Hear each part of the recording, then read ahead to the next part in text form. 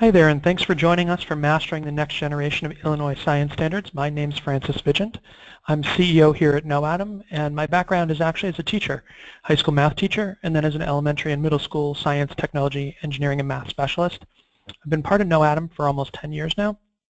Why does KnowAtom exist, and what does it do? How does it do it? Basically, KnowAtom exists around STEM, science, technology, engineering, and math, and really to help classrooms align themselves to the new next generation science standards, but at a district level first. And the idea being that, and what excites us really about STEM is that we don't teach science to make 100% of our children into scientists and engineers.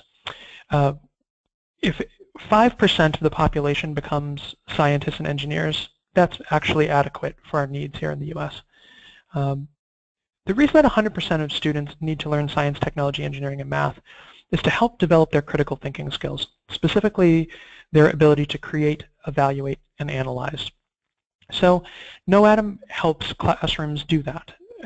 We do that by helping classrooms put their students in the role of scientist and engineer on an everyday basis, so that that's how students are using the practices, experiencing the content and phenomenon, and getting to develop it as well and extend their own understanding. So that's where things like materials, professional development, curriculum all kind of come into it. That's how we keep our lights on. But we've been at this over 10 years. We are based a little north of Boston in Salem, Massachusetts, and we've won international awards from General Electric and others. We have programs internationally as well as nationally here in the U.S.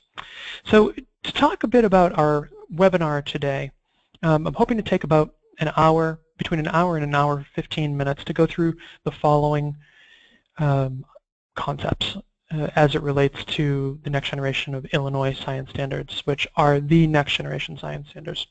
First and foremost, what makes the new standards a bit tougher? How do those new standards link to Common Core ELA and math? How does this affect our methods for teaching science through K-12? And how do science and engineering practices integrate with art? And I'll show you some data at the end to just show you what some of our clients have been achieving, even under testing that is not aligned to NGSS. And there's some interesting situation with that, as I'm sure you're aware, in Illinois right now. So if you are on the live session, on your screen you'll have an opportunity to ask questions, and I'd be more than happy to answer those for you. You'll see there's a little questions spot where you can enter those in. Feel free to do that, and I will try to save about 15 minutes at the end to hit those questions.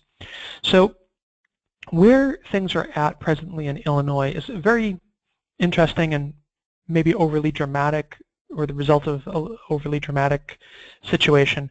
Essentially all states, as a result of No Child Left Behind, particularly when waivers are involved, the federal government requires that testing happen during sort of the 3 through 5, 6 through 9, and 10 through 12 grade spans in science. And so kind of harkening back to like August last summer, 2015, there was a bit of drama that played out around the sort of current testing being discontinued by Illinois, or the previous testing being discontinued by Illinois, basically because it didn't align to the NGSS. And there were no piloted, sort of vetted alternative at that point. So when Illinois thought, well, we'll just put the testing aside until we have something ready and then we'll bring that back in, the federal government said, no, you're in violation of the law, you need to be testing. So the options were to use testing that didn't align. And some states have actually taken this route, either keeping their existing testing or by using some kind of normed test, which is just sort of like a generic one produced by, one of the generic test producers. Or to try and adopt NGSS testing that had been piloted by somebody else. And that's basically what they did. So Illinois decided to make an agreement with the District of Columbia, so DC Public Schools, Washington, DC, who had been developing NGSS aligned standardized testing for some time, had a couple years in on that.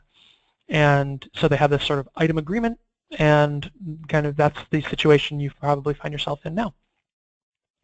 So I guess the key piece here in kind of bringing this up first and foremost is that the testing that you're seeing now, this NGSS aligned testing, I'm going to look at that a little closer, is probably very different than what you may have expected it to be like. It's performance-based testing.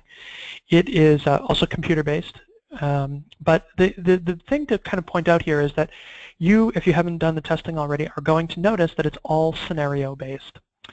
And the issue for students coming from the previous learning standards to the Illinois learning standards that are the NGSS science standards is that many Illinois classrooms were teaching under a traditional model of instruction. And I'm going to show you what that looks like. And it's possible under that traditional model of instruction to have entirely, I guess, been using your science time on learning to try and teach science, but really have only taught about science and not really taught students how to be scientists and how to be engineers. And that's the key here, is that to be a scientist or to be an engineer, you need to have developed the skills to be able to use content and extend it, to be able to develop it, and to understand really the nature of science and engineering, and to be able to apply those skills in contexts that are related but not the result of direct instruction. So depending on when you're listening to this, and if you have not kind of had that in place in your classroom, it's going to be detectable when you get the results. And if you don't have 6 months to prepare, this is something that's learned through everyday classroom instruction by students. So there's really no last-minute shortcut to kind of get all those points. So thinking about what needs to happen, so students really need to understand the nature of science and engineering. This is really the foundation of the next generation science standards, that science is knowledge that comes from experimentation, structured experimentation in the case of professional science. And the scientists really start with questions. They ask questions and they develop experiments to answer those questions, basically testing a hypothesis about what could hypothetically be the answer to that question. And the tests produce data, and that data can be analyzed and it can be used to form an evidence-based conclusion. That's how scientific knowledge is developed. Engineers solve problems. They use their scientific knowledge to engage in problem solving. So they take that scientific knowledge and they use it to solve a problem that they identify. And they do that by prototyping technology. They basically conceive of a solution and they prototype it, diagram it, build it, and that may be physical or not physical. Technology is not necessarily electronic, it's not necessarily physical. And so they do that by, so they build their prototype, and they actually test it by having a procedure, just like a scientist would. They have controlled conditions that they test under, and that test yields data. The data can then be analyzed and used to support an evidence-based conclusion about whether the technology should be refined or replicated. So engineering is not just building. And that's one of the things I wanted to point out, that so when we were earlier talking about the Illinois learning standards, in our intro here, that Standard 11B, the previous one under 1997 standards around technological design, is not really adequate for what they're asking for here. And there's some misconceptions, because if students are designing and building models and testing and retesting them, it doesn't mean, some people believe that means that they're meeting the need of the standard. In fact, they aren't. And the reason that they aren't is that just building something and testing it and retesting it does not mean that the student can plan their investigation. It doesn't mean that they can develop a model. It doesn't mean that they are using precision and that they're actually obtaining, evaluating, and communicating information, as among other key science and engineering practices as they relate to engaging in this role of engineer. So that's really key. You know, building's not enough. Testing is not enough. It's much larger than that. It really starts at planning. So engineers produce technology. That's how they do it. They solve a problem. What they have developed to solve that problem, if it should be replicated, is really technology. And it forms this kind of cycle. Technology helps scientists ask and answer questions, and the knowledge that those scientists develop as a result help engineers design new and better technologies. And so science and engineering in and of itself is iterative, but as a cycle it's also iterative. Math is a tool for quantifying observations, analyzing them, and communicating that information. Also, when you think about precision in communicating the procedures that are used to test and gather data, math is also key in being able to verify and replicate claims. So really, really the foundation that teachers need to understand this, but students need to understand this. You should be able to walk in your classroom and say, hey, what does an engineer do? Who is an engineer? What do they engage in? Are you being an engineer today? And they should be able to explain that. If they can't tell the difference between science and engineering, that should raise a big flag. The traditional model of instruction that people are struggling with in their classrooms, especially, we find this to be a real big issue for actually it's a much bigger issue at the middle school level and high school level than it is at the elementary level, because elementary level teachers aren't generally specialists who have settled into trying to be the expert in the class. They tend to be learning with the children because that's the children's level developmentally, to be sort of experiencing and learning by doing is, I guess, maybe a cliche that's often used. But the teachers, by virtue of not being specialists, are oftentimes training themselves and sort of learning alongside the children, and so the nature of their instruction is very, very different. So the traditional model of instruction is that the teacher's the content expert. And so content flows through that teacher. They have to model facts and demonstrate phenomena and explain what things are about. They show students what to do. And students then take all that in and they do what they're told or do what they're shown or explain, re-explain, or recall what was told to them. Repeat a demonstration, summarize a phenomenon, that sort of thing. And the key here is that the student is showing their proficiency basically by repeating, not by thinking, just remembering, understanding, and basically applying what they've heard. And that's all lower order thinking skills. Those are not critical thinking skills. So what is a next generation model? And one of the issues here to point out as well is that the idea of a student explaining something doesn't mean that you have a next generation aligned anything. It doesn't mean that students are using their higher order thinking at all. If a student is able to extract information and use their skills to develop an explanation by analyzing a scenario or data as well in line with a scenario, and extract the necessary information to support their own claim and reason it, then that is next generation. If it's just basically explaining what was explained to them, that is not next generation.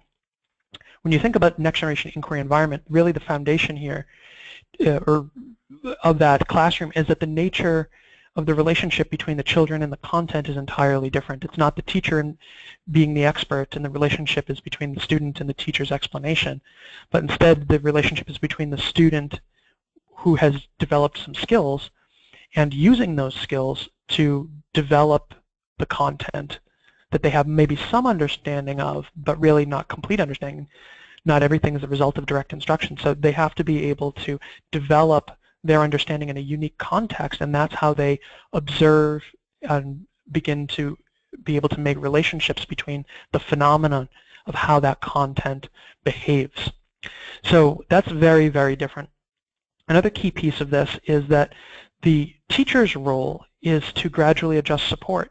So this takes place in a full release of responsibility, but the teacher has to, quickly over 5 or 10 weeks get students to a point of full release responsibility, regardless of the grade level. Curriculum has to be structured such a way that it's age appropriate, and it has to be rigorous. So, you know, a lesson really takes place over multiple days.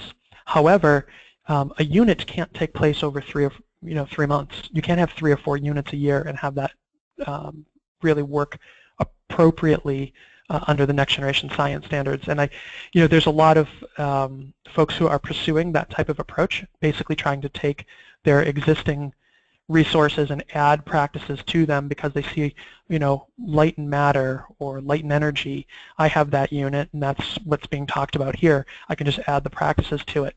I'm going to show you a little further how this works and what that testing looks like if you haven't already engaged in it, and you'll be able to see why the expectations are very different and why the curriculum and the classroom experience is very different, because and so curriculum that was more for a traditional model doesn't fit. So I guess that's the key, is to try and understand whether your curriculum is designed for a traditional model or this next generation model, because to demonstrate proficiency, a student has to be able to develop and use the content. They have to be able to use their skills to solve problems and answer questions, which are unique, which they haven't seen before, which are related to contexts that are not the result of direct instruction. And they have to be able to describe and use the content and describe its interactions and how it behaves in terms of its system behaviors, inputs, outputs, cycles, and whatnot, and make relationships between different disciplinary core ideas as a result. So the teacher is adjusting the supports. They're helping the students understand how to engage appropriately, and they're helping redirect and monitor the students. So the teacher is not lecturing. Lecture doesn't have a place in the next generation science standards. Socratic dialogue has a place, and in fact that's really what you should be engaging in. Do textbooks have a place? Not really. Even electronic textbooks, and that's, I think, what a lot of people will start to find out over, who haven't found out already. But just the fact that you can click on something and go on the internet and spin a picture around and so on and so forth, move little pieces on the screen, doesn't mean that that textbook is doing anything other than explaining about a concept. That's no different than a lecture. It's a lecture in print. What you need as a result of making the shift to next generation science standards for students to be proficient is to have them in the position of developing and using that content authentically from their own ideas and from scratch, so that when it comes time for testing and when it comes time for college or career choices, that those students are well equipped to basically cope with that environment's expectations using their critical thinking skills. That's why the standards are developed this way. So when you look at how the standards are developed, they are developed as a performance expectation, and there are 3 dimensions to those. So the three dimensions basically support the performance expectation. The performance expectation is what students are going to have to be able to demonstrate in a novel context as a result of instruction. And they have 3 dimensions because this is what the context is made up of. Okay, it's how the context is defined. So these are the skills, the science and engineering practices are the skills a student is absolutely going to have. It doesn't mean it's the only ones, but without these they can't perform the expectation. They have to use these skills to develop and use the content, which is the disciplinary core idea dimension, and then that's where they will be able to observe the cross-cutting concepts as they are engaging that content, developing it and using it. And these are the cross-cutting concepts which are going to be focused on in this particular performance expectation. There's also assessment boundaries, so you know that you don't have to get into sort of the molecular level of matter transfer here. Almost at the level of the oxygen cycle or carbon cycle. Even maybe some microbiome type stuff would be outside the assessment boundaries.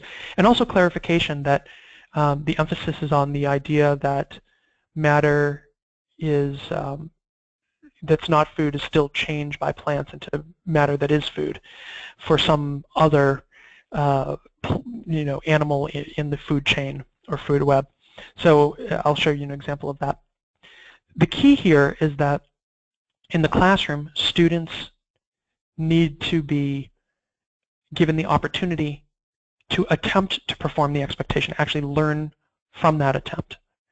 And so if there's no opportunity to attempt to learn it, so it's something that's not the result of direct instruction, that it's not engaging in something that's novel, the student's idea, so on, then when it comes to the actual practices, the students are going to be lacking. And these are the 8 practices of the Next Generation Science Standards which these assessments are going to be testing. And so a student needs to be able to demonstrate this in a novel context. So the student needs to be able to demonstrate that they can ask questions in a scientific context, define problems in an engineering context, not only use a model, but develop one, plan investigations as well as carry them out. So a lot of people get stuck in handing students, and even these new resources that claim to be next generation aligned, a lot of them are kind of old kit programs that took the same materials and then threw like a make by number with it and call it engineering, or they create like a worksheet or something related to it, and they use the word cross-cutting concept. Basically, a student needs to be able to plan their investigation. So that's the plan is how do I solve the problem? The plan is how am I going to answer the question? And that's where process comes in. So practices are well defined in the new standards, but the process of science, or in the process of engineering, sometimes traditionally we call it scientific method, sometimes we call it the engineering design process, is still relevant. Some folks are making the error of kind of throwing the baby out with the bathwater. Science and engineering is not prescriptive. Anytime you engage in extending knowledge, you're extending into something that's unknown. So you can't prescribe that. By its nature, it's nonlinear. That means that the processes are iterative. It doesn't mean, so process is logic. It doesn't mean that your science is illogical and engineering is illogical, that you should try to answer questions in illogical ways and same thing with problems, solve them in illogical ways. And the relationship I would, or example I would give you is think about, so practices as the tools and the process as logic for using tools as to go from a question to an evidence-based solution, a problem to an evidence-based solution, depending on if you're doing science or engineering. Within the context of ELA, in schools we're always teaching about the writing practices and the writing process. So practices are tone, voice, word choice, sentence structure, things like this. The process of writing is how you go from an idea to a high-quality published work. Okay, so you can disregard process, and you're going to come out with whatever. If you want to produce something that's high quality, then you engage in process. So process is brainstorming, pre-writing, editing, drafting, editing, revising, so on, and then publishing. That's how you produce. You use your practices of writing, the tools, the skills, to actually produce a high-quality published work. So keep that in mind. The folks who are abandoning process have just not thought deeply enough about it, and unfortunately, they're going to either come back to it, or they will just sort of suffer the ramifications of kind of trying to pursue problems and questions randomly without any logic or structure to it. And that when students get to college, they'll learn differently. But nonetheless, these practices are the tools which students apply through this scientific process or the engineering design process. Okay, and at an early elementary level, it looks the same as it does at an upper elementary or middle school or even high school level, and into college is true as well. And the reason is that once students have planned their investigation, what a student plan looks like at K1-2 is different than it looks like at grade 4, and grade 5, and grade 6, and so on. But once students have a plan, they carry that out, they generate data, they can use that data to reflect on their hypothesis, their idea of what is the potential answer to the question, and they have evidence to support their reasoning. The same is true of engineering. When they create something, they're creating it from a plan. which they created, which wasn't shown to them, which wasn't demonstrated to them, using the practices in the engineering design process. And so they've kind of logically pursued their own idea, and they have some evidence to show as to whether or not their unique prototype solves that problem. So that's what these students are doing here. These are fifth graders. These sort of things, planning out their investigation in a completely blank composition notebook. At least in our case, we start children doing that in fourth grade. Prior to fourth grade, they're still using the same practices and processes. It's just has a bit more structure around it. I don't want to use the word template, but something more like that.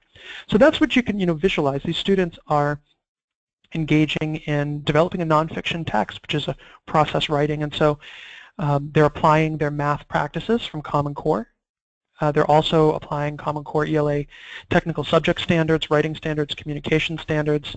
They've engaged in nonfiction reading, so they are hitting a lot of the nonfiction reading standards. What's only science time on learning is the experimenting and prototyping itself.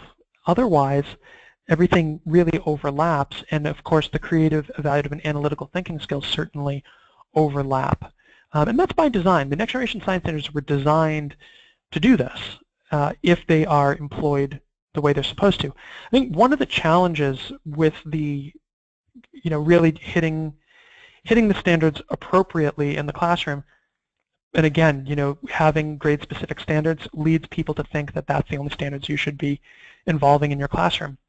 Unfortunately, really to be effective, what you need to do is, and this is, you can see a documentation on this in the peak alignment criteria, PEEC, and even also the equip rubrics for science, that you need to be teaching those performance expectations, not just one at a time, but actually in combinations, and also from different grade levels. So you're mixing grade level performance expectations with the ones from the prior grades and the future grades. Purpose of this? Well, you want to introduce, master, and reinforce those standards over multiple years, and also in multiple units. That's a really big deal because what happens, a lot of people get stuck in this, well, this is my fifth grade standard, this is what I teach. If you do that, you're going to end up with systemic gaps, and if a student is either new to your school, if they are just developmentally in a different place at the time you're going through this, if they're sick, so on, it's once and done, and you're going to have a systemic gap, especially one in the case of performance that's going to be detectable on these standardized assessments, because these standardized assessments do not only cover one grade's standards, they actually cover that grade and the prior grade standards as well. So that's how you get a vertically aligned curriculum, so that one grade level is actually supporting the next, and then of course you want that within the grade you use these different standards in conjunction to be able to create different storylines each year and approach those standards from different angles. So it's really vital and a point of intentional design on behalf of those next generation, the writers of the next generation science standards. So that experience, thinking about the creative, evaluative, and analytical thinking skills that are required in the classroom, those actually get assessed.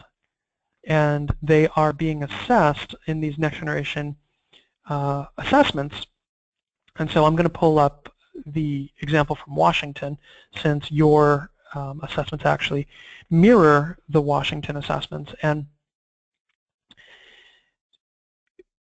you can see, so a couple things to notice. One is, you can see down here, see all of the standards from different grade levels that are being assessed.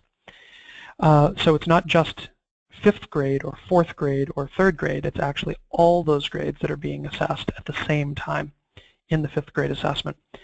I know it's a computer-based test. I won't talk about all of that since you already know, except to say that it's still open response and multiple choice. You just have some tech-enhanced items on a computer. Maybe logistically a big deal to implement if your computer infrastructure is not up to par. Students, fine motor skills, or can they actually touch a screen or computer to actually make this happen?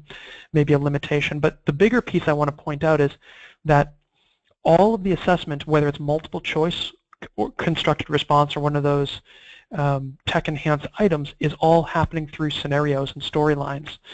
And that's, again, why we don't want this sort of basic model of traditional instruction in the classroom where we tell about facts, students show us what we told them, and we consider that to be proficient, and that's the kind of data we collect and the kind of grades that we give, because frankly you're misleading yourself. You're going to be very frustrated when you get your test results back, because you're going to see how these tests really expose it. So in this case, item 1, Trevor and Kayla are fictional students in a school with a school garden, and Trevor's class has been planting bean seeds in soil, and Kayla's class has been learning about hydroponics and planting bean seeds in water with nutrients.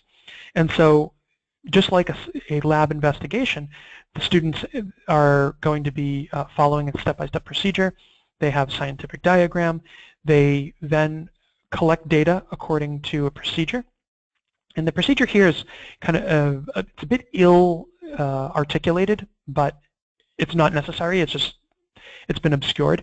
However, what the reader, the student who's being tested is being told is that these two students measured their plants at regular intervals. And so they were basically treated the same way, with the exception that one was in water and one was in soil, and the same intervals, at the same intervals, the height of the stems were collected. And so the real student being tested is going to be told these two different conclusions that were made, one by Trevor and one by Kayla. And as a result of all of what's happened and what your real student has read about here in this scenario, your real student is going to be asked to study the data tables and decide whose claim is correct, which of the fictional students' claim is correct. And it's implied according to the data, because the student has to use evidence to support their choice. And the thing is, it's not like circle one choice. It's actually, can your student form an evidence-based conclusion? Can they articulately say what the correct claim is?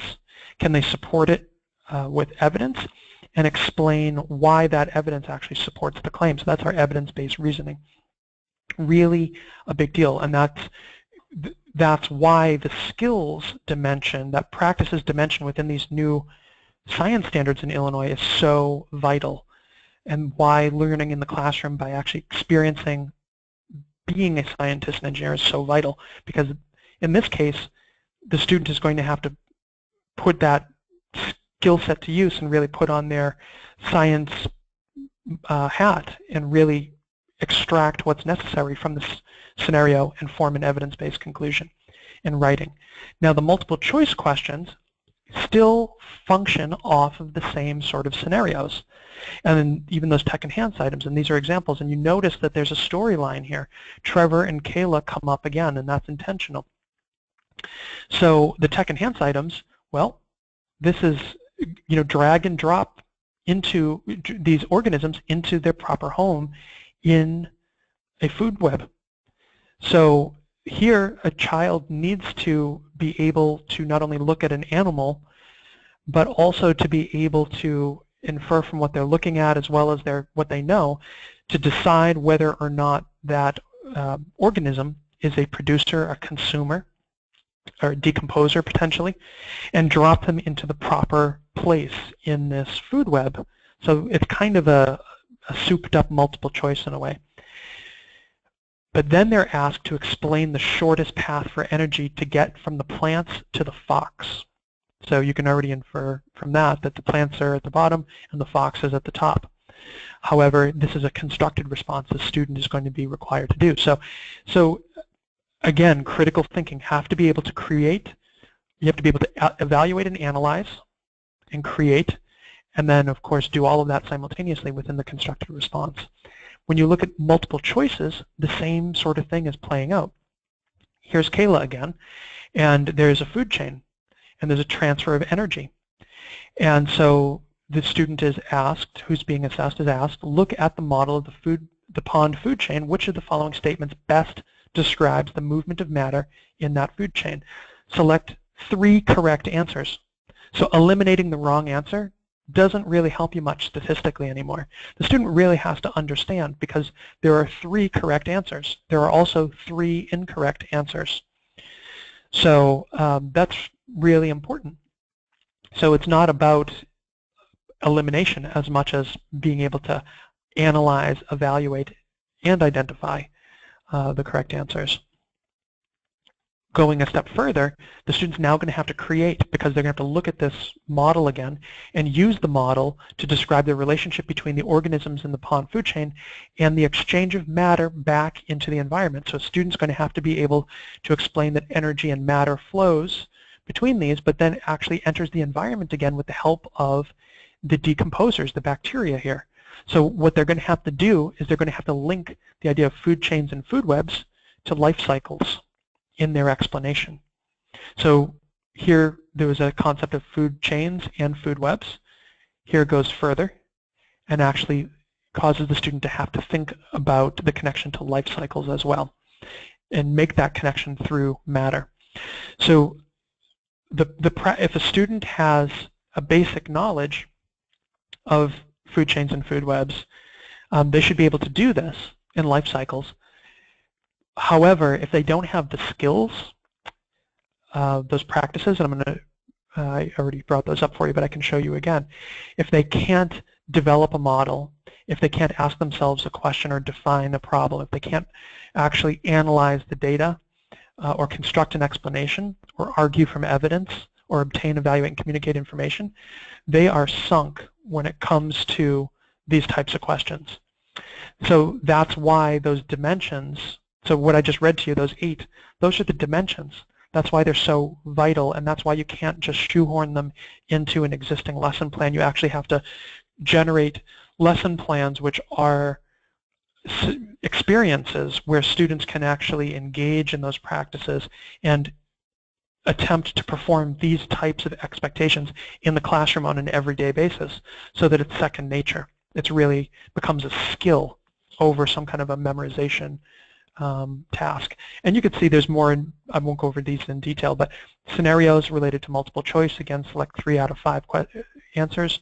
Item examples like this, more scenarios that are brief, data tables, and then which of the 3 solutions, so constructive response, best meets the 6 criteria that Trevor's teacher gave Trevor. Little accents coming in there, we're north of Boston. So really important that students can think scientifically, and they can think as engineers think.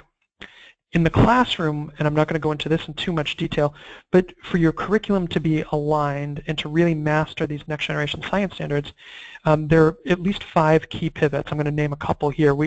If you are interested, there's a free on-demand webinar called How to Assess Your Curriculum for Alignment with NGSS that's available on our website at knowatom.com/resources, and you can kind of sift through there, maybe buried a bit, that goes through all of those 5 pivots. But if you're familiar with the EQIP guidelines for science as well as the PEAC, and that's spelled P-E-E-C, guidelines for alignment at a district level, you'll understand why these pivots are so important. But the basic idea is that that context that's in your classroom is combining science, engineering, ELA, and math. And so the way we pursue that is to start with nonfiction reading as a common background for students, not one that explains concepts, but one that actually anchors concepts in reality so a student understands what's the real life context for this concept. And then Socratic dialogue as a replacement for the old traditional lecture is really asking questions of students and getting them to have to respond using their creative, evaluative, and analytical thinking skills, thinking about that real life context. And then instead of validating it by saying you're right, you're wrong, that's true, that's false, what you're doing is you are helping them find that information through their peers by involving other peers and asking if they agree, how and why, and also thinking back to that nonfiction context where it's actually kind of a question of, well, is that what we were told? Is that actually what happened here? And prosecuting those those claims by students and setting them up really in this culture of critique, because that's really what an inquiry culture is. And so that creates the opportunity to come to a problem or question which students then break into their small teams and plan their investigations and actually are able to wrestle with authentically and using their skills, developing them that way. So that's where you plan. It's not activity before concept. That's kind of a draconian way of teaching under these new standards, because what happens is if the activity comes before the concept, what are we actually doing? And then some people go and they try to, well, let's read and memorize everything that we read, and then we have a culminating activity, and I'll kind of show you what to do, and you can do that. Or, you learn how to do a basic task in relation to finding specific data. That's not adequate either. Students need to be authentically engaging the practices and using the skills to develop and use the content. And that's why they have to plan first and then carry out their plans. And that is the whole basis for all those practices. And then, as a result of carrying out their plan, they have data that they can analyze, form conclusions, share, and debrief. And so that doesn't happen in one class period. That happens over the course of probably a week, depending on what grade level you represent or you're thinking about. But if this is what rigor and this is what next generation instruction looks like and how it actually supports learning and what the teaching has to do or accomplish in order to get that learning. So I mentioned the processes earlier. There's a scientific process, an engineering design process. There's relationships between the steps, but they're different, and they're in different orders because they serve a different purpose. You can see here, starting with a question in the context of science, right? Or in the case of engineering, starting with a problem. The way this plays out in terms of integrating engineering and science in the classroom, and the way that you will likely see it on the assessments, is that science investigations start with questions and they engage that scientific process, and they help, so scientists are generating a hypothetical answer to that question, and they're testing it through this experimentation and forming an evidence-based conclusion about it. The example I have on the screen is from grade 7, and it's actually an example from one of our examples, so you can see this online. There are some examples you can download, one for each grade level, of what a student would see and what a teacher would see, and about a month's worth of content that you can look at. If you go to KnowAtom.com and click at the top, it says STEM curriculum. But the science of water cycles and aquifers and groundwater and the permeability and differences between earth materials all come together in this particular lesson, and students investigate that by investigating which earth material is most permeable to groundwater, developing their own plan and using the materials we provided and gathering their own data, forming an evidence-based conclusion. In the very next lesson, they learn about pollution and how over time pollution far away can affect groundwater and actually travel a great distance and affect things like wells. And so they learn about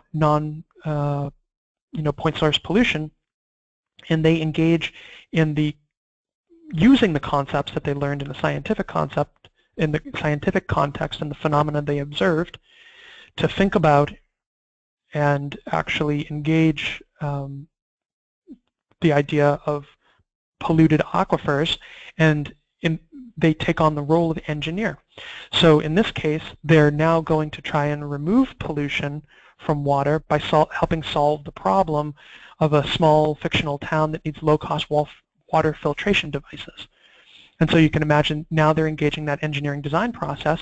They have the same skill set, but they're going to apply it for a different purpose. Now it's to solve a problem, and they're going to use the scientific knowledge that they developed and their understanding of pollution and non-point source pollution and groundwater and earth permeable, the different permeability levels of earth materials to try and solve that problem. So each team's going to have a different approach, and using that engineering design process, they are going to identify an approach they want to take, a specific process they are going to use to test it, gather that data once they've built and tested, and then use the data to form an evidence-based conclusion about whether that prototype that they designed should be refined or replicated.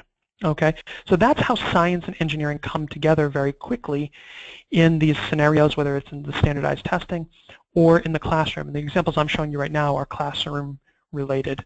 Earlier I showed you the testing, but you can imagine that here there were hypotheses, there were claims, there was data, there were procedures. It's all the same thing. It's just that in the assessment they kind of mix it up. And they mix it up on purpose so that if a student gets really good at using a process, they have to be good enough to be able to identify unidentified elements of a process. That's the real key to really, frankly, really just crushing these tests, is students really being able to identify what's being asked of them and where, as a way of orienting themselves to the scenario, and then of course having the skills to then be able to analyze that scenario and form their own claims. And in the classroom, so here's another example from our resources. The way that you test that in the classroom, so not waiting until the last second when you have these assessments and May to deal with, is to have the scenarios ready and then ask a series of questions which tease out all the elements of those next generation science standards related to the performance expectations you were covering in that unit. So we do that. We call them concept assessments, and you can see those in that download as well if you check that out. But this is really, again, thinking about performance expectations. Performance assessment is here, and it's here to stay in Illinois. So a couple of places that you will also see the ELA, and I just want to give a couple of examples, those Common Core ELA standards as well as the math practices. I'm just pulling a couple out for you at a middle school level because it's kind of in between where most folks are. Following precisely a multi-step procedure is actually ELA standard, not science. Creating the multi-step procedure is science. Distinguishing facts from speculation and reasoning based on research findings. That is ELA, so you can imagine that evidence-based conclusion is an ELA standard, specifically RST 6-8.8. Evidence to support analysis, summarizing text distinct from prior knowledge, all ELA technical subject standards. On the Common Core math practices side, here are the 8 math practices. It makes sense that students better be using these in a next generation inquiry environment, making sense of problems, persevering in solving them, reasoning abstractly, constructing viable arguments, critiquing the reasoning of others, modeling with math. This is math, Common Core, but actually you can't engage in science without it. These kind of habits of mind, attending to precision, making use of structure, expressing regularity, and repeated reasoning. So keep that in mind. Those content areas are no longer siloed. The next generation science standards were created with ELA and Math Common Core in mind, so that you would be actually creating synergies between these content areas and integrating. And that's the thing, is the preference in the classroom is always be integrating between disciplines and also between the strands, so you're not just teaching life science one year, not just teaching earth science one year, so on. Now the new definition of effective STEM instruction is right here. So effective science instruction capitalizes on students' early interests and experiences, so it starts in kindergarten, follows the student all the way through. It identifies and builds on what they know, so it's intentionally nurturing their understanding. Right? Your curriculum in first grade is being built upon in second grade intentionally. You know what your first graders learned, and so now you can actually build on that in second grade, and the same is true all the way along. And September through June, another key piece of scaffolding. You're not just doing 3 units a year and then whatever unit matches with the season or something.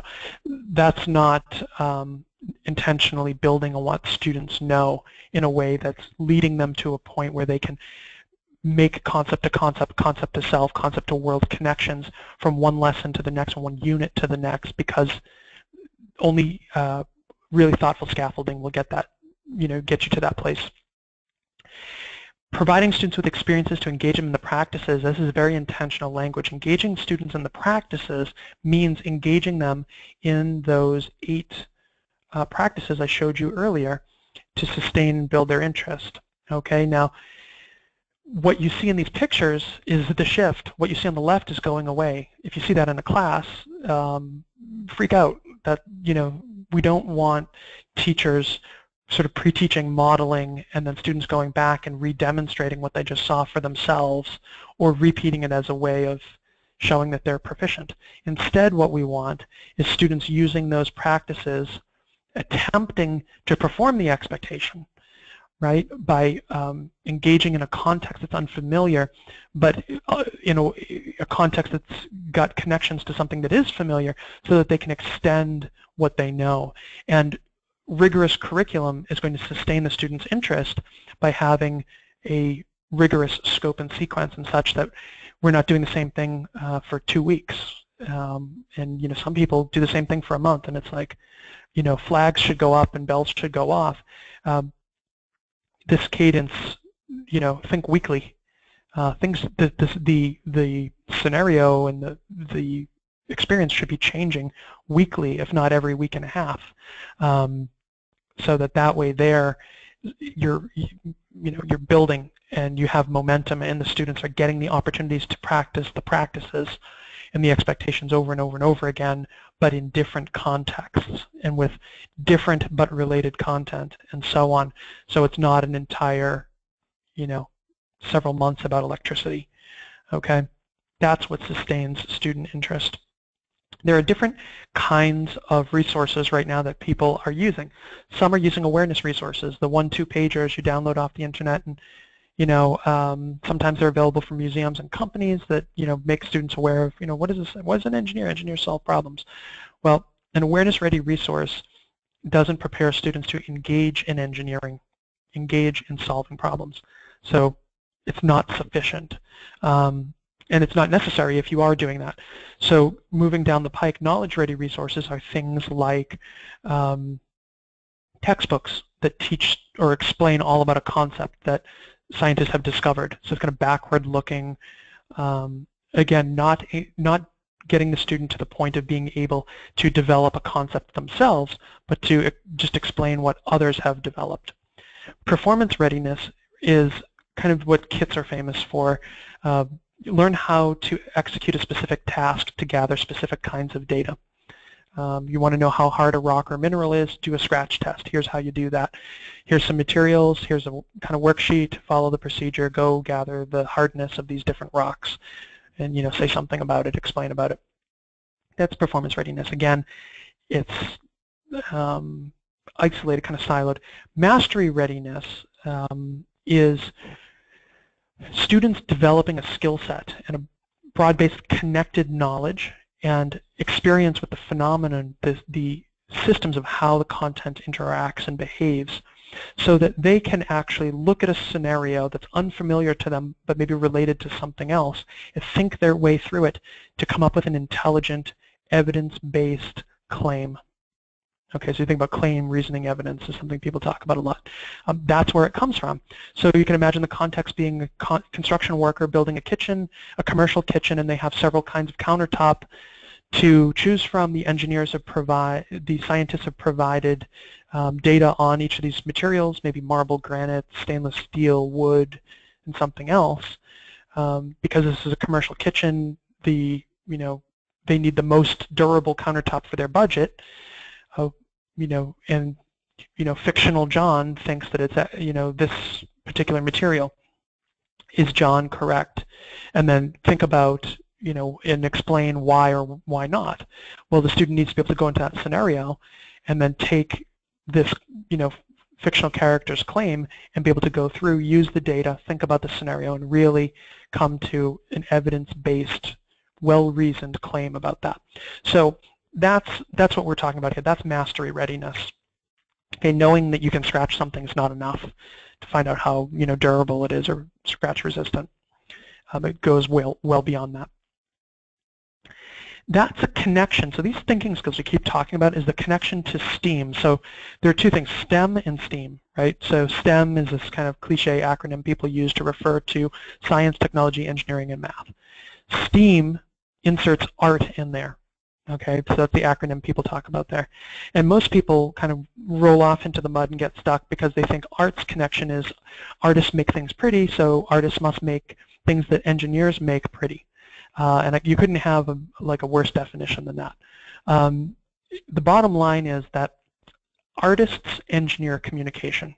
Okay, that's why artists in certain circumstances can find themselves in trouble, going to jail, being persecuted, because it's unpopular to make certain statements, and that's what artists do. They make statements, and they engineer those statements, not with kind of the verbal word necessarily, but sometimes the written word or through sculpture, oil on canvas, and these sort of things. So artists, whether it's formal or informal training, are really cast in a culture of critique. That's what develops their creative, evaluative, and analytical thinking skills. Yes, they need to have mastery over how you hold a brush and the sort of how paint is applied and so on and so forth, but that's not the science or the engineering of it, frankly. The engineering is of the message. And so you can go to the best art schools and their faculty looking over students' shoulders saying, why did you choose this? What are you trying to say? What is this? Why is that? And so, they're not going over the, time that it takes paint to dry. They might do that in 10 seconds and talk about, epoxy versus acrylic, but that's not really the science connection here. That's not the engineering connection. It's the thinking, the culture of critique, and the ability to communicate, structure communication with a purpose. And I pull up Pablo Picasso's Guernica here to drive, since most people are familiar with both, to drive home the point that this piece was a great example of something that's not particularly pretty. It has a defined style, which is Pablo Picasso's kind of style, but it's not colorful. It's actually dark, and it's sending a specific message. It's a message about the fascist atrocities at Guernica, a town in Spain. And Pablo made this while he lived in exile in France. He was commissioned to do a work for an international art exposition, and he sent this to make a statement to the fascists and to the world that were supporting fascists or not getting involved in fighting these atrocities, that this is what was happening. And that is why Pablo Picasso was living in exile, because he had the skill and the critical thinking capacity to engineer communication so clearly to the people he intended to target. And it was so clear to the point that the fascists came to him and said, and this is the story that's told, that what did you do when they looked at this work? What did you do here? And he said, it wasn't I that did it, it was you. And so you can see that in that comment that it was Picasso's intent to really say something to these people about what they were doing and that it wasn't going unnoticed and so on. So, so by developing students' critical thinking skills in the classroom and involving STEM, pulling science and engineering together and so on, and engaging students in what we've been talking about, the bottom line is that we are creating students who communicate and consume communication better, and in fact are better creators of art and consumers of art, because they're equipped to be thoughtful and to create, evaluate, and analyze. And that's why we come back to that earlier comment I made at the beginning that the value of science in K-12 or STEM in K-12 and these new standards is not 100% of our students becoming engineers or scientists. We don't need that many. But what we need is students who can think critically, who can think scientifically, and whether it's about their own medical choices or about how public funds are applied to public works projects, or marketing claims that are made by different manufacturers or something like this. These skills are quite useful, and they also help students to become trainable for the workforce, because they really are skills for coping. So when you think about things like curriculum, professional development materials, they have to fit kind of hand in glove and support that next generation inquiry environment, which is why I pull these pictures up. I'm using examples of our stuff, but whatever it is you're doing, creating, using. The curriculum is what's nurturing September through June and one grade level to the next. It supports educators in creating that next generation inquiry environment. The professional development helps them understand how to move from that traditional model or from an inquiry model that's not quite aligned to one that is really fully aligned, and then the materials for students to be able to engage hands-on. So that's how these pieces come together.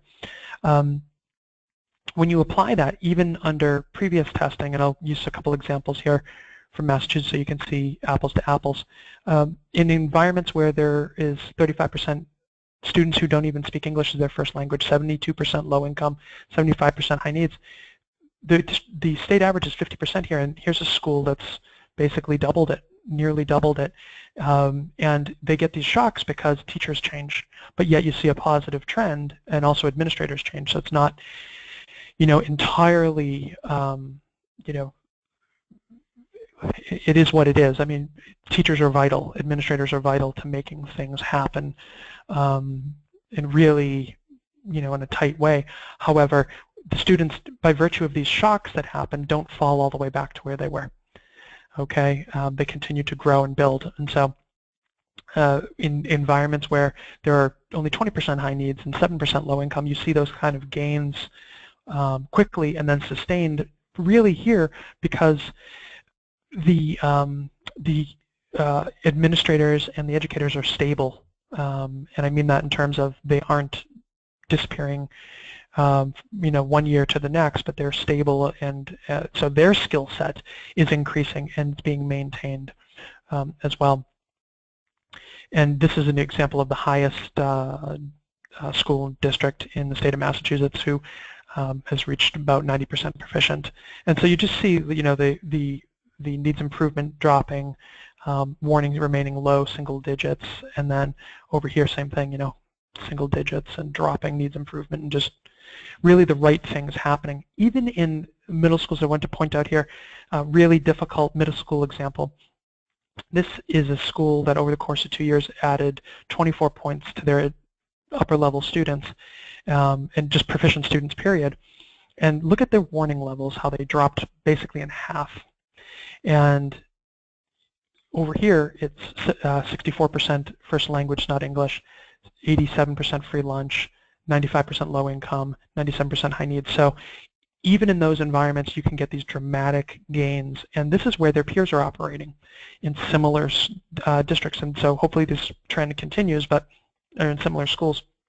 But something to point out, we have information as well, New Hampshire and others, but here see 30% or more over state average in these different subsections. So I don't want to go over too much longer. I would like to take your questions if you have any.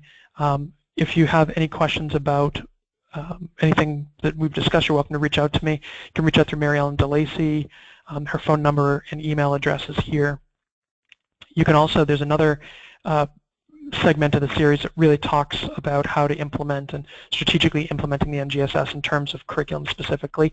Here we're really more giving an overview of how curriculum and materials come together and the testing comes together and how the methods have to come together to get that environment where it needs to be in Illinois in classrooms, so that these new tests that you see this year and as they evolve are registering and the results of the efforts that you're putting in, because your efforts have been focused in the right direction. If you are interested to see what a next generation aligned unit looks like, I mentioned earlier you can download examples of curriculum and readers. There's only, for each grade level, there's a month up there that you can take a look at by going to knowatom.com/curriculum. The curriculum is the teacher's piece, the reader is the student's piece, and then there's materials that go in between and all that kind of stuff. There's only one up there. We do have them all, but we have to keep our lights on somehow. So the others are available for sale, not to teachers, unfortunately, but at the school level or district level. So you could reach out to Mary Ellen about that if you're interested. If you have any questions for me specifically, feel free to drop them in the question box now if you're on the live session, or if you are not on the live session, reach out through Mary Ellen. My name's Francis, and Francis Vigent. Feel free to send that to her, and she'll forward it to me, and I'll get back to you personally. There's a case study that really go into results, what those results look like in detail by subgroups of ELLs and girls and so on, which you can download. All the stuff's free. You can also, follow us on the blog. Go to facebook.com, like us there. You can follow us on Twitter. We put a lot of resources out there to hopefully connect people with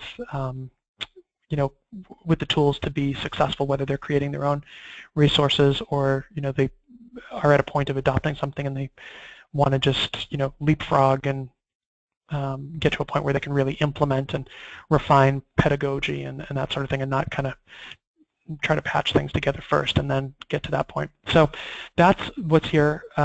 Additional resources under the resources section at KnowAtom.com. And I will take a look at any questions we've got. And I'll take a couple minutes here to throw those out. So one question has to do with differentiation for special ed students and ELLs. So basically, you're going to be engaging in the same type of differentiation you're engaging with in other areas, with the exception, I would say, of the reading material. It's become really popular to have leveled readers in terms of high, medium, sort of at grade level, above grade level, below grade level, for every grade level. The problem here is that the way those are created is by stripping out content. And in this case, we want to give students the exposure to the content, but it's not the reading by which students actually master the content and access it. So that's just really a little bit of a springboard. People sort of make the assumption that you have to read everything, memorize all of that first, and then, then you're ready to actually do something with it. It doesn't work that way. And so when it comes to special ed and ELLs and so on, the actual physical written text doesn't have to be a barrier. You can read aloud. You can read aloud and discuss, kind of intermingled. Students are verbal, and in terms of their proficiency with English, they're verbal first. So that auditory approach is one piece. When it comes to special ed, and so all of the rest of it being kind of project-based or hands-on, ELLs all can engage in that. One of the interesting data points that we get back from, especially our urban districts where we have high concentrations of ELLs, is that the students don't have, well, first of all, they're engaging at higher than expected levels, but furthermore, that because you make something project-based, hands-on, and so on, and students don't have words in their own language to describe and access what they're talking about, they're trying to acquire English words to describe and discuss things. So it's kind of a really unique phenomenon that we've observed. When it comes to special ed, the piece there is that you're just making accommodations the way you would anything else according to a student's IEP. So again, if it's a language-based learning disability and reading's an issue, then you're going to either engage a Kurzweil reader, or you are going to have a read aloud or so on. The other piece, if writing is an issue, first of all, if it has to do with a physical or fine motor skill, that can be done on something electronic easily, because that's probably what they're doing already, or a scribe can be used. There's different sort of strategies there. What's not happening, or what should not happen in your classroom, is that the requirement that students articulate their thoughts in writing changes. They need to articulate their thoughts in written form. It's just a question of how they get it into written form, how it's preserved that way. And so you're going to hold the same standard, but you're going to find a tactic to get the student to overcome that particular barrier. When it comes to things like below grade level entry points and examples like, well, that in particular, so differentiated instruction for portfolio assessments, like students who are engaged in portfolio assessments versus other types of assessments, In our case, we break all of that information out in terms of what a grade level, below grade level entry point would look like, primary evidence you want to gather, and so on. However, that's just it. What you're doing is you're going to kind of break those standards down a bit and then isolate primary evidence, and that primary evidence is going to become part of that student's portfolio for assessment. And it doesn't mean you get rid of everything else. It just means that what you choose to collect and what you're isolating as certain pieces of the bigger picture. But the bigger picture remains intact, and that student should engage the whole bigger picture. Even if all of it isn't to a mastery level, that's fine. That's the purpose of portfolio assessment, is to really isolate certain areas which you build a portfolio around to show the students' proficiency in those areas because they are below grade point. And that may also mean that you're using a lower grade levels curriculum with a, so for instance, a third grade curriculum with a fifth grade student. In our case, we don't mark anything grade 3, grade 5. There's a little code, but unless you're a teacher, you don't know the code. So multi-age, multi-grade, that all applies. You'd be wise to do something similar with your own curriculum if you're creating it that way. See if there's any other questions that I can kind of combine here. So I'll combine these here. So in terms of release of responsibility, so there's a couple questions here that kind of deal with that. So around release of responsibility, generally the release of responsibility takes place over the first 10 weeks of school. So think about 10 weeks to the end of the runway. And so that's what you want to do. The first 10 weeks, get to the point where there's no more group think, there's no more kind of think together, create lab together, or work together on a plan. And what it is that by that 10-week threshold, that students have a full release of responsibility, and they are engaging in attempting to develop that plan entirely from scratch with their partner, and they're coming to you at checkpoints, which may be every 10 to 15 minutes, at stages within that process, which I can pull up again here, at stages within the process, whatever process they're using. So, after they've gone through question, research, hypothesis, 15 minutes come up, 10 minutes come up, check in, and then they're going to actually, explain to you what they've done, why they've done it. You're going to ask, push back and, ask, why this, why that, is that a hypothesis, or, can we do that, or, and then see what they say. And if they meet the expectations, then great, let them progress on. So you have a built-in accountability. If they don't meet the expectations, help clarify it, direct them to also where they can find it if they ever question it in the future, and send them back to fix what they've done before they progress onward. So that way there, it's clear to the student that they need to meet the expectation, there's accountability, but on the flip side, if a student meets the expectations and pass the accountability checkpoints, they get to progress on, because once they have that plan, they can gather their materials, actually carry out their plan, gather their data, put their materials back, and actually form an evidence-based conclusion. Okay, that's how this looks, and it looks like this at all different grade levels.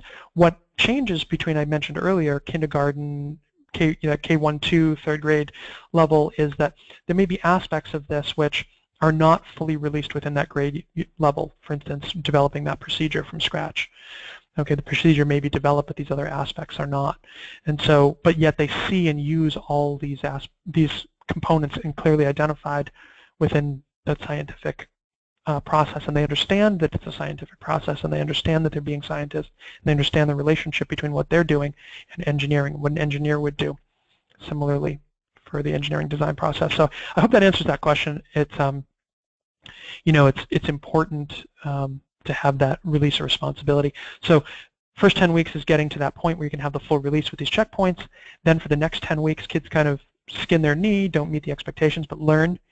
And by the final 10 weeks of the school year, they are really well-oiled with the practices and processes, and now you're pushing them to be more creative and to really explain what they're talking about. So you're kind of tightening the screws a little bit to make sure that things are really great. So you can imagine by the time May rolls around for assessments, these students are performing at a level much higher than even the assessment expects, and that's great because The point of instruction is not that students just register proficient or advance on their assessment or exemplary, but rather that they are really well prepared for next year and for life.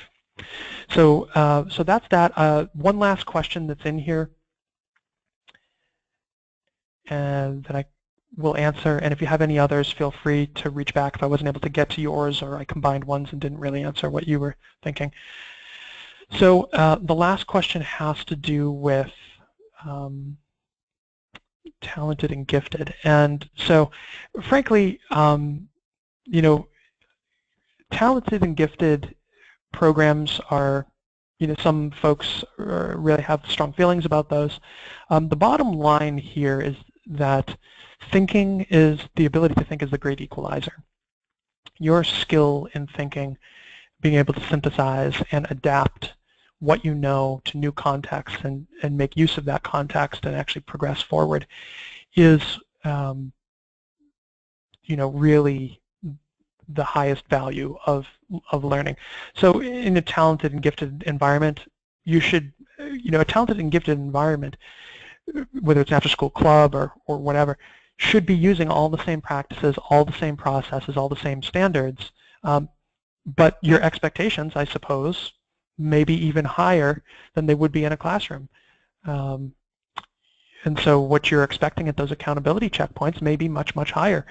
The type of reasoning is much, much more in depth and so on.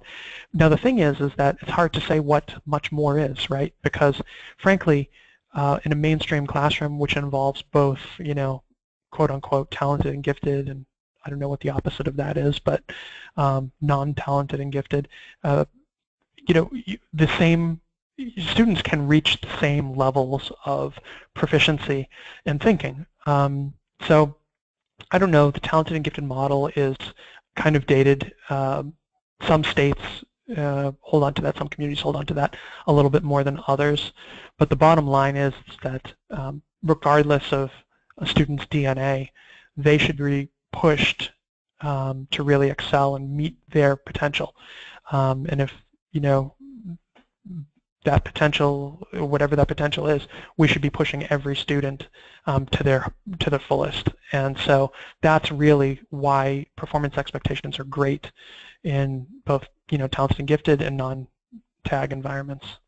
So thank you very much for your time. I apologize we went a little bit over. I wanted to take time to answer at least a few questions. If the others that I didn't get to, feel free to reach out. And again, Mary Ellen's a great way to reach out.